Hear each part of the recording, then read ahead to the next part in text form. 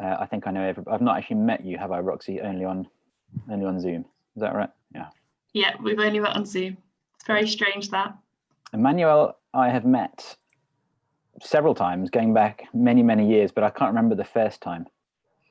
Definitely in a foreign country, but I can't remember which one. The first time was like email about summer camps, something like that. Really, was it? Okay. I think. Okay. Can't remember. Okay, really warm welcome everyone to our IFES Seeker Bible Study Network. We're very excited today to have Jonathan Clark with us, and this network is has been set up really to envision and equip students and staff across Europe to introduce their friends to Jesus through the Gospels. And we're all in the middle of a pandemic. It's a difficult time when we can't see our usual friends and family. And yet there is this unique opportunity to meet people one-on-one, either online or in person. And I don't know about you, but I find my friends are desperate for hope right now. And so our hope and prayer as a network is that this training blesses you and encourages you and helps you reach out to your friends with the good news of Jesus. So over to Jonathan. Jonathan, if you could just introduce yourself a bit, and then we'll head over to you. Sure. Thank you, Nay, very much for the invitation. Thank you for the welcome. My name is Jonathan Clark, and I am from the United Kingdom, but I live in Athens, Greece, where it is currently very sunny. That's why my face is so shiny. We've lived here since 2007, and I'm here with my one wife and my 4 children. And we've all been involved in IFES ministry with students in Greek universities since 2007. The movement here is very small. We're about 50 or 60 students across the country. I work mostly with students in Athens, but increasingly with groups elsewhere as well. It's a great privilege, great joy, despite it being quite slow work. And yeah, we don't have a huge amount of experience of Seeker Bible studies in Greece, a little bit, but not a huge amount. And we really want to see that growing as a something that we do as a normal part of our student life and as a normal part of student groups across the country. But yeah, it's slow. There's plenty of challenges along the way.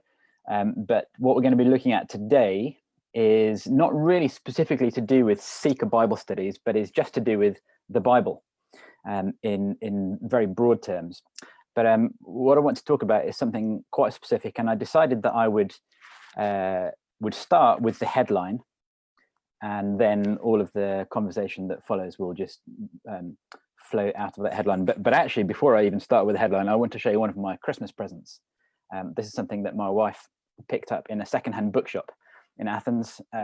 She's just realistic about who I am and what I'm like. And the fact is I'm getting old, going steadily blind, as many of us will. So she got me this huge Bible. And look at this, it's bigger than my head. That is real size, it's bigger than my head. And if this building that I live in ever collapses, I think it's partly because of the weight of this Bible. Just look at the size of that. And look at the size of the text. It's huge, but I still need my very old man glasses to be able to read it. The reason for showing you that Bible, apart from the fact that I just think it's beautiful, is because the chances are that if you're in this conversation, you don't need convincing that the Bible is important. If you are part of an IFES student group, the chances are that you'll be convinced that the Bible is central to our lives, central to our ministry, central to church life, central to our faith growing, central really to everything. So I probably don't need to convince you that the Bible is significant, or that the Bible is important, or that Bible study is important. But, and here is the headline, I think it is also true that whilst we all agree that the Bible is important, and a large print Bible is appropriate because it is that important, whilst we don't need that persuasion, what we do need is help and perhaps a reminder and an encouragement to remember that the Bible is not boring. So I've been doing something over recent weeks and recent months, which has ended up taking on the title of The Bible for Bored Christians, because I just think that a lot of the time, although we're convinced that God speaks in his word, and when we open the Bible, it's an important activity, a lot of the time it just ends up being a boring kind of thing for all kinds of different reasons. And the reason why I say that is because, or the reason why I've observed that is because time and time again, with student groups, maybe in churches, conferences, whatever, you don't need to tell people why we're going to be looking at the Bible or why someone's preaching, but the response of many of us, much of the time, is just a little bit, heard that before, or, what am I supposed to do with that? Or, as we'll see in a moment, it actually could be something that's quite burdensome and doesn't send us away from the experience of Bible study with joy and with life and with energy, but rather with a sense of burden. And so I think many of us, and perhaps I am talking particularly about students, but I think a lot of the time the activity of getting into the Bible ends up being boring. And that's a tragedy. It shouldn't be. It should never, ever be boring. Which does not mean to say that we have to do something to make Bible study exciting, or invent ways to get people to stop being bored or whatever. But rather, we just need to help people to see what the Bible really is on its own terms, and how God really speaks to us through the scriptures, through this book, on its own terms. And when that happens, it will not be boring. Here's the headline. If we see the Lord Jesus as we're supposed to in the pages of scripture, it will never, ever be boring. If we see Jesus in the Bible, it will never, ever be boring. Now, I think there's a bit of an irony here. There's a bit of there's perhaps something a bit surprising here, because it is really easy to talk about Jesus in a boring way. It's really easy to make the answer to every question Jesus, and that can end up being boring. So you may have heard the story about Sunday school, where the Sunday school teacher says, what's that cute animal with a bushy tail that lives in trees? And the child says, well, it sounds like a squirrel, but it must be Jesus, because they've grown up learning to just say Jesus is the answer to everything. Of course, that's not what I'm talking about. It's not a case of making the Bible say something about Jesus, but rather seeing how the Bible says something about Jesus. Okay, so the headline, remember, is that if we see Jesus Christ in the scriptures as the scriptures present him, then the Bible will never be boring, and we won't be bored. I want to make this as interactive as possible.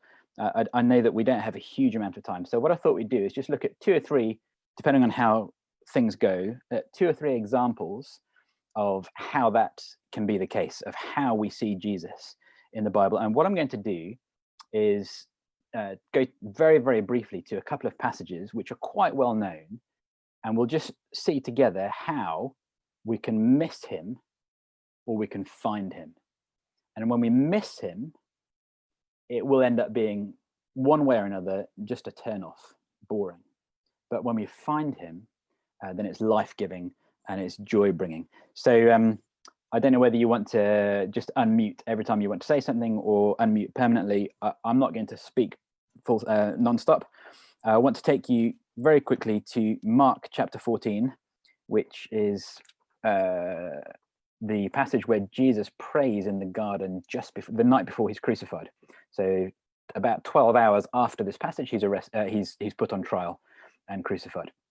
So just turn very quickly to Mark chapter 14, and without having done any work on it beforehand, so you're coming at this cold, I want you just to see in verses 32 to 42 those 2 different possibilities. Okay, missing Jesus or finding him. Now, in one way, this sounds really stupid because this is a passage about Jesus. So how can you miss him? Well, the headline, remember, was when we see Jesus as the Bible reveals him, as opposed to how we might easily see him. So without reading it, without going through all the proper processes of Bible study and what have you, just quickly look at those words, Mark chapter 14, 32 to 42, and just tell me very briefly, what's your first response as to what the message of this passage might be? just your first responses. Okay, so anybody who has anything they want to say, any ideas, just unmute and call it out.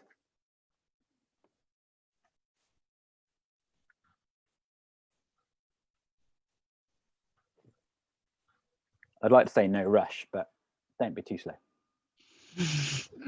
Manuel. Let's say obedience. Because Jesus is talking about his obedience. Because it shows obedience. Great. Okay. Good. Anything else? I don't disagree. That's fine. Any other ideas? Jesus has strength where we are weak. Yep. And you're saying that because he's able to pray and keep awake whilst his disciples have fallen asleep. Yep. Great. Final answers? Okay, good. Now, this is a passage that I've looked at many, many times with different groups of students and with individuals. And normally when we say, right, what do you think this is about? I would say probably 99 times out of 100, the answer comes back that this shows us basically two things. One, that we need to pray, because Jesus prays and asks the disciples to pray, and they don't do a very good job because they keep falling asleep. So the message to us is learn to pray and don't give up.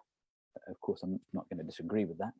And the other one is that this shows us the contrast or the truth that Jesus is both divine and human, because he's got this struggle between, you know, what he wants to do, what he doesn't want to do, and what the Father wants him to do.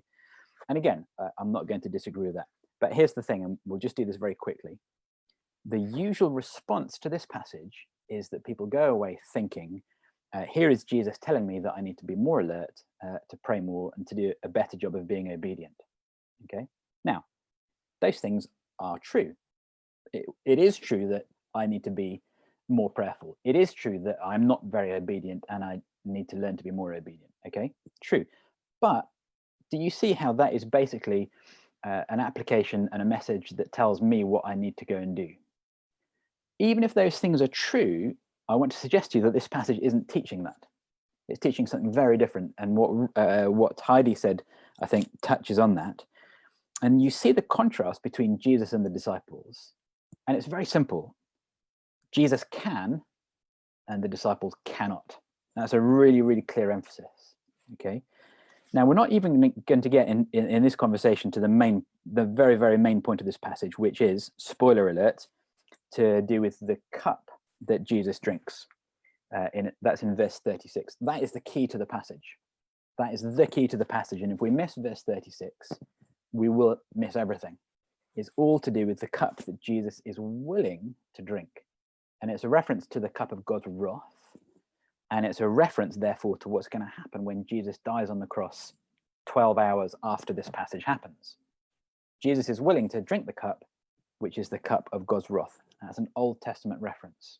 If you want to know, it's Isaiah chapter 51, most clearly, Isaiah chapter 51.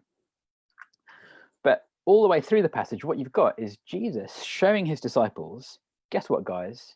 Although I want you to stay awake and pray, I know that you can't. And it happens 3 times. Pray, they fall asleep. Pray, they fall asleep. Pray, they fall asleep. And at the end, in verse 41, he came the 3rd time and said to them, are you still sleeping and taking your rest? It is enough. The hour has come. What's going on here? Jesus is showing the disciples that although he is asking them to do something quite simple, it's something they can't do. And he is the only one who can.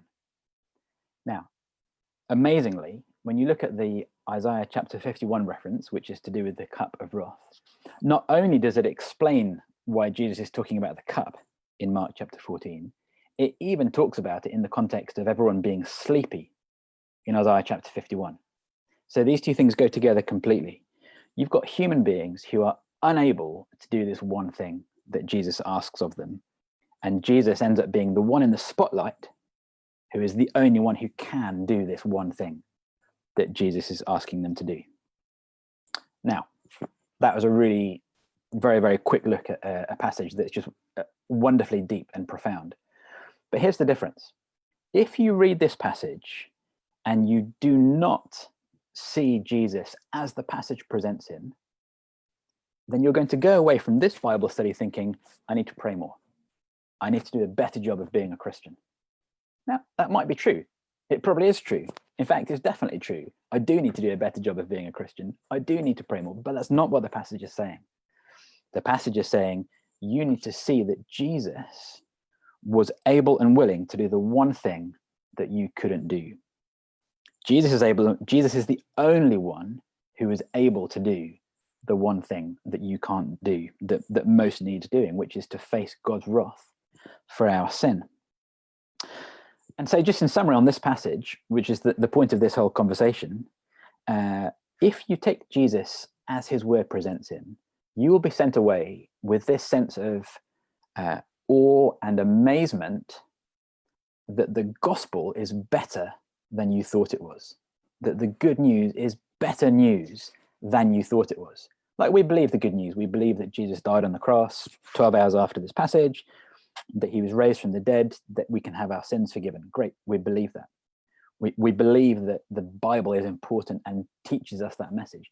But in this passage, usually 99 times out of 100, we miss that point. We miss the profound nature of what the gospel really is, which is you are not able to do that one thing. And Jesus, look how able he was, look how willing he was, look how uniquely able and willing he was to do it. I wish we could spend longer in this passage. It's brilliant. In some ways, I think it might be the theological heart of the entire Bible, but we don't have time to talk about that right now. But I just want to remind you again that the difference is that you can go away going, yeah, we've seen Jesus and we hear him telling me to pray more. After a few years of hearing that message, I'll be bored. It's just me being told what to do again, and it's something that I'm going to fail at again, even though it's true. Do you see the difference? Whereas this passage is actually saying, Jonathan, you need to hear the gospel again. And that gospel is so much better than you thought it was. And you will never be bored of hearing that again and again. So even though we're going to keep hearing about Jesus, we're going to hear about him in a way that never gets boring, as opposed to hearing more seemingly obvious things, which pretty quickly do become boring. So I'm not saying we don't need to pray more. I am saying that the gospel is better when you see it and when you see Jesus as you're supposed to. That was me talking much more than I intended to. Any comments or reflections or questions just on that one passage from those of you who are in this call? Yeah, I think even what you're saying about just even there makes me feel like even this issue of sleep right now is a problem, isn't it? So many people aren't sleeping because of the pandemic. And when you come to that passage and all you hear is go and do something, it's incredibly burdensome. Yeah. It's when you come to the passage and you see Jesus Christ who does it for you. Yeah. And actually the reality is, I'm just going to fall asleep. Yeah. It's a message that's good and kind and full of grace to me. Yeah. And it's very pertinent. So yeah, thank you. Yeah, that's a really helpful comment. Maybe that's just another way of hearing this truth that the gospel, which we believe to be good news, we make it less good than it really is.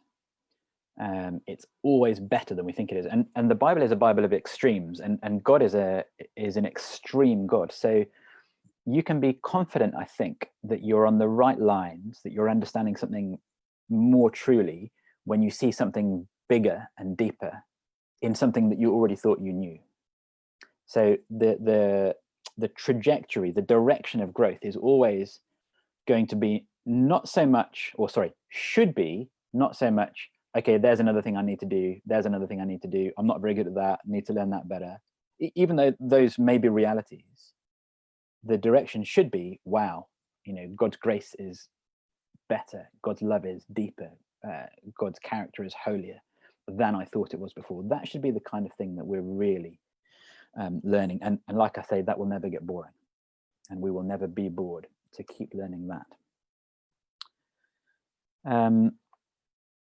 Let's do one more example, unless there's another comment on Mark. Any more comments? Okay.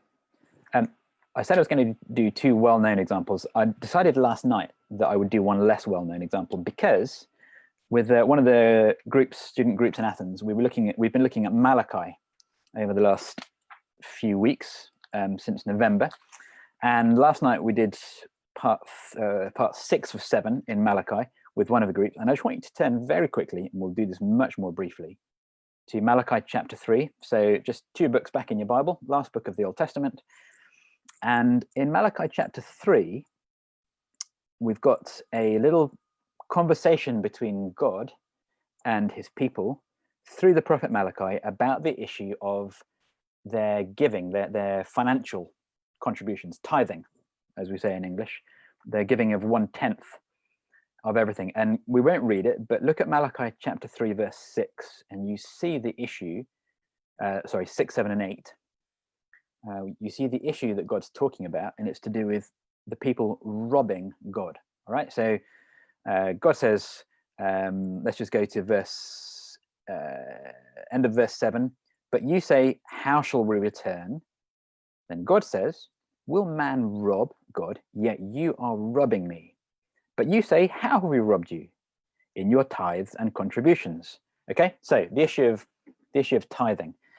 Now, if you wanted to do a talk in church, or maybe in a student group or whatever, about the issue of Christians giving their money, you could go to Malachi chapter 3. And you could say, look, in Malachi, the law of Moses, it says that the people were supposed to give 1/10 of everything they had. And then you could have a conversation about whether we're supposed to do that now. And, people have different views. Should we give 1/10 or less than 1/10? Or is that just an Old Testament thing? Blah, blah, blah, blah, blah. Don't worry about that for the moment. In this passage, you could easily see that here is an issue of something that the people don't do very well. In fact, Malachi says, you're robbing God because you're not really giving the 1/10 as you ought to. To get to the end of the story, here's the 2 choices that you've got along the lines of what we've been talking about with the Bible being boring. You've got the choice to say, in Malachi chapter 3, God says you need to do a better job of tithing. Okay? Therefore, you Christians, work out what it means to tithe as a Christian and just do a better job of it. What's that got to do with Jesus? I suggest to you it has nothing whatsoever to do with Jesus. This is not me saying we should not tithe. I'm not saying that. But the truth of Malachi chapter 3 is actually, do you know what, brothers and sisters? You really cannot do everything you're supposed to do, even on the issue of tithing. And because you cannot, you're a lawbreaker. It says that in this passage, you break the law. And that means that you're cursed. You're under a curse. It says that in verse 9. You are cursed. How? Why? Because you don't give your tithes properly. I am under a curse, even if I don't tithe properly. What hope do I have? What chance have I got of being right with God? 0 chance. But the gospel says that Jesus rescues me from the curse of the law, redeems me from the curse of the law. And so even this passage about tithing ought to take me to Jesus, in whom I see the curse being taken away. We don't have time to go into the details of how that works now. But there's the choice. You could see something about tithing, something that I need to do better because I'm a lawbreaker and I don't give of my money properly, or my time, or my grain, or my sheep and goats, or whatever it is that I've got. And you could go away thinking, all right, something I need to do better, work on my tithing. Or you could let this passage lead you to the gospel, where Jesus redeems you from the curse of the law. And that doesn't mean that you then think, well, it doesn't matter if I don't give money. That's not the point. Of course it matters, but it takes you in the first place to Jesus being the one that redeems me from the curse of the law. 2 quick examples: Mark, Malachi. My children joke that there's really only 3 bits of the Bible that I know, and that's Mark, Malachi, and Titus. We won't go to Titus today, but something from Mark and something from Malachi. And I think that this pattern that we've seen from just 2 passages repeats itself again and again and again right throughout the Bible. My normal instinct as a human being will be to think, what do these words say about me? What should I do? How do I need to improve? In what areas am I bad? But the gospel says that Jesus saves you from all of that. And you see Jesus more and more clearly in the spotlight. Friends, what the impact of that is that we will never, ever find Bible study boring when we see Jesus come out of these pages in the way that the Bible presents him. So we have a choice as we read the Bible, and I think as we lead students or as we work in churches or with Sunday school or whatever, we've got a choice of how we open these pages, of how we open this book. Are we going to open it to show people something that they need to do, or are we going to show people something that Jesus has done, which then motivates and transforms me to do what I ought to do? Let me pause there and ask if there's any questions or comments on either the Mark or the Malachi passages, or on the wider issue of how we get the Bible open and how we stop people being bored.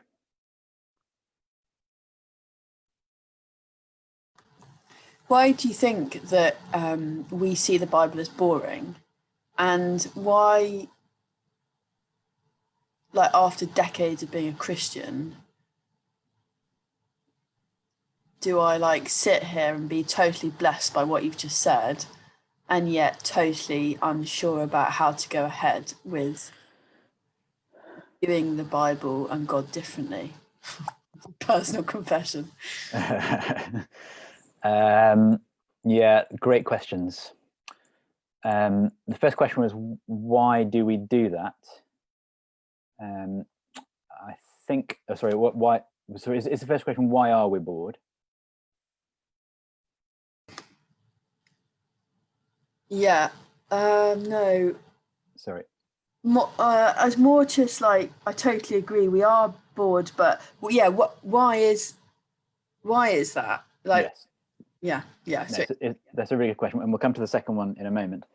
I think it is such a good question. I think that the answer is the right answer is probably quite a long one. So just a headline. I think that we are easily bored. I think that the Bible is usually.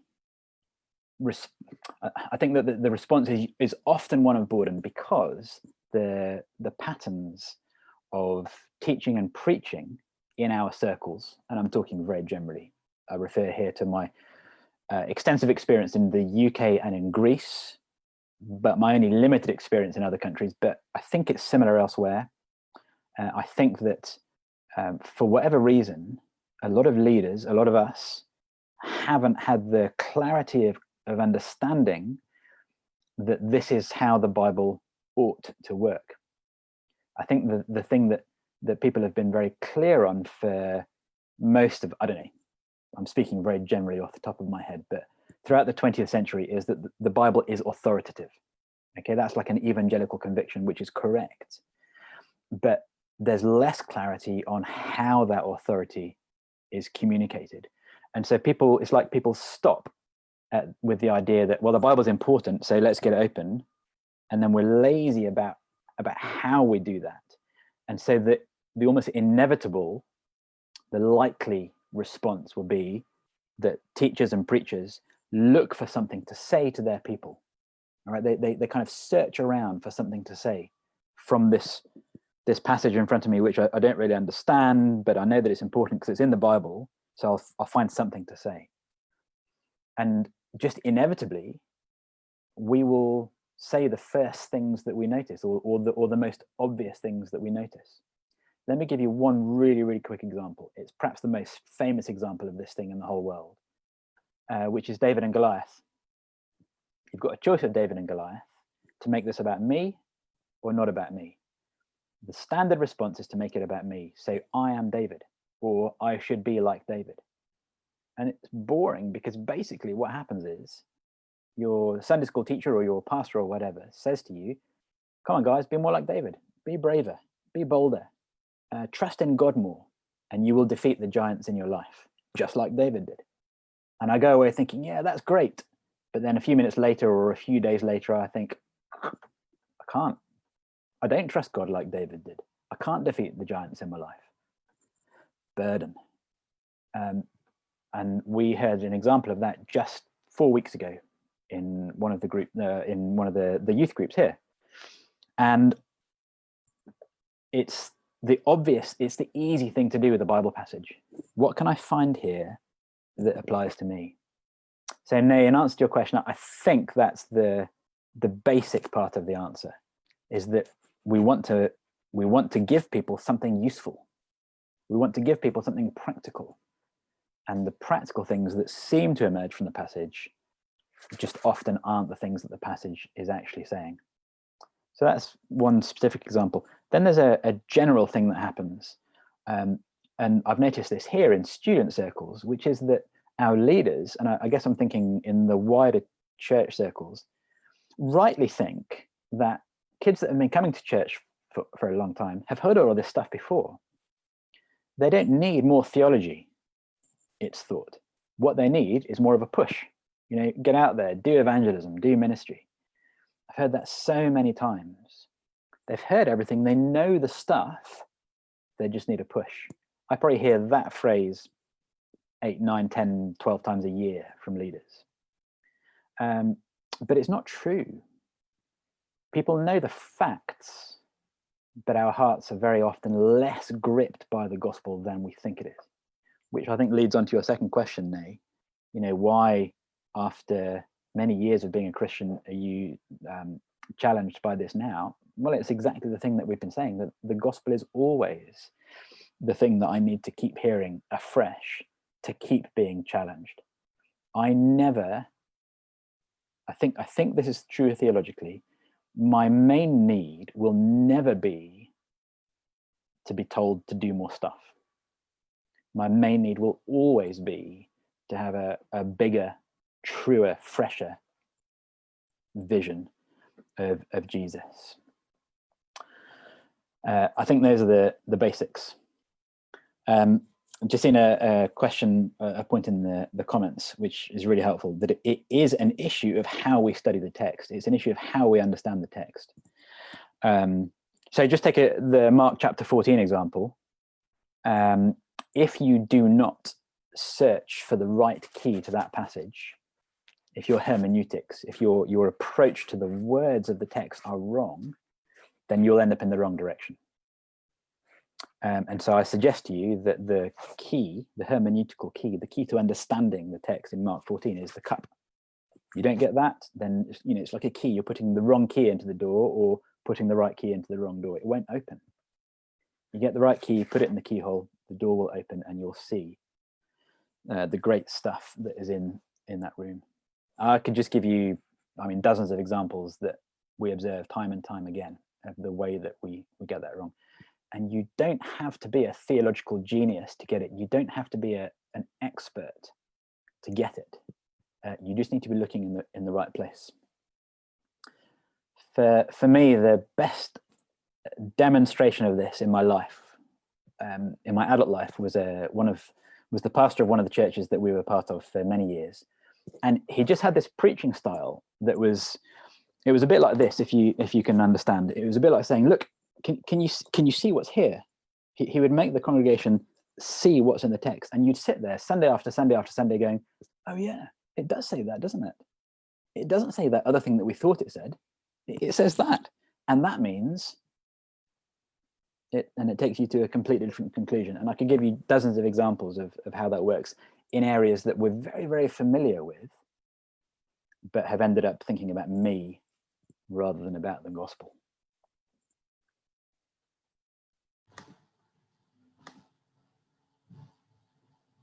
Yeah, that's really helpful. Sorry, I've got tons of questions today. So I was just about to type to you to say, are you saying that you need to be an expert in Bible knowledge? And then you answered that. But then you did say you just need to look in the right place. Well, what if you don't know how to look in the right place? Like, what you're saying is it accessible to all? This is a genuine question. And why, sorry, I'm being totally honest here. Why is it that my desire would be to sit and have this kind of knowledge and experience and fresh, you know, encounter with Jesus, and yet there's a barrier there to doing that in reading scripture? And part of me thinks it's just I want junk food straight away. But have you got any advice on this whole kind of looking in the right place? Do I need an expert? Yes, I do. And for the advice to be usable advice, it has to be simple advice, because otherwise you basically end up saying, no, you really do have to be some kind of expert, even if that is the kind of expert that knows how to look in the right place. So the kind of answer that I think is helpful, and this might make people kind of sigh and roll their eyes and go, is it just takes practice, and it takes developing the right instinct. But that itself isn't difficult to do.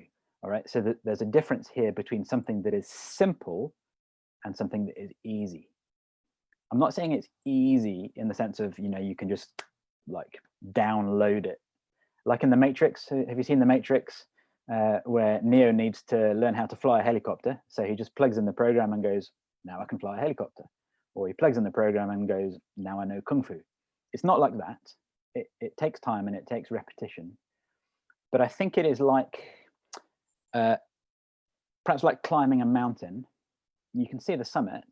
You just need to keep walking up in that direction. You don't need to search for a new summit or a new path. You just need to keep going in that direction. And the further you go, the longer you keep walking, the closer you'll get to the summit. And all the way up, you're in the right direction. It's not like you can only do it when you get to the summit. It's continual progress on the way. So let's just return to the Mark 14 example. And I'll do this really briefly. I remember exactly where I was sitting in which room the first time I heard this, or the first time I saw the key being turned in the door to open the doorway, to open the door like this. And it was as an adult. It wasn't all that long ago in a particular church. And it was because the preacher said, I can't remember the exact words, but he said, to understand this passage, you need to understand this phrase. And you're sitting there thinking, I didn't know that. How am I possibly ever going to get to the point where I would know how to do that? But then he says, look, it's a reference to Isaiah 51. And so you turn to Isaiah 51 and you go, oh yeah, the only reason why I didn't know that is because I didn't know it. It's not because I'm too stupid. It's not because I don't have the ability. I simply didn't know it. Why didn't I know it? Well, I never read Isaiah 51 properly, or I just haven't read my Bible enough, or I've just not had the opportunity to go through this particular passage yet. That's okay. Now I do. And having had the key turned for the first time in 2001, 2002, whenever it was, since then, and I swear this is no exaggeration, every single time I have gone through Mark chapter 14 with students in groups or as individuals, every single time I've seen something new, without exception. And I've probably studied this 60 or 70 times with students over the last 10, 15 years. So I conclude that you don't have to be some kind of, you know, John Calvin, Don Carson, theological giant to be able to do this. To do this, or to be able to do this, you just need to do it and then keep doing it. Not in a burdensome way, just in a learning to do it kind of way. And maybe the one particular clue, element to the answer is the Old Testament. And I think that in particular, we need to know our Old Testaments better, because the Old Testament is the context for every single part of the Bible. So how can I possibly hope to understand Mark when Mark wrote in the context of the Old Testament? So we need to keep reading and keep understanding the Old Testament, but with Jesus as the focus, because we're Christians and Jesus has fulfilled it all. It's a long answer. It's a long conversation. It's one that we need to have more time in. Have I answered a little bit that question? Okay. Yeah, absolutely.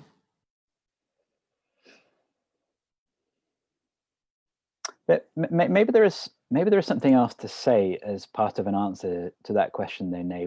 Why is it like this? Why is our experience like this? And what do we do to improve it? For whatever reason, and I think that historically and theologically there are probably lots of reasons for this, but for whatever reason, in our churches, we don't have a really high level of confidence that God actually speaks through the Bible. I often demonstrate it like this with students, and this is a bit difficult on Zoom with a really massive Bible, so excuse me. Tell you what, let me do it with my phone. Pretend this is a Bible. I think that we have this picture that the Bible is really important because I can read it and I can get information about God, but God is up there. So if I want to relate to God, then I have my relationship with God like this. So there's information about God here, and there's a relationship with God there.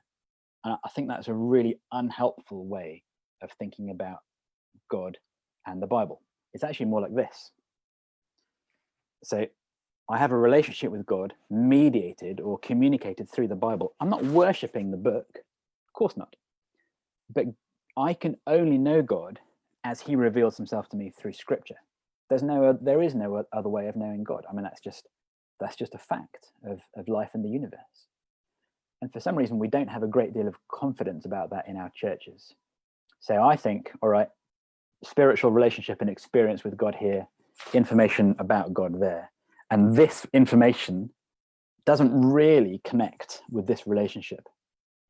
That means that this experience, this interface, this interaction with the Bible is going to be separate somehow from actually knowing God. But if it's like this, and I know God through the scriptures, then my experience with the pages of the Bible are going to be way different. We led a training session, I remember a couple of years ago, with a group of students in another city, not in Athens.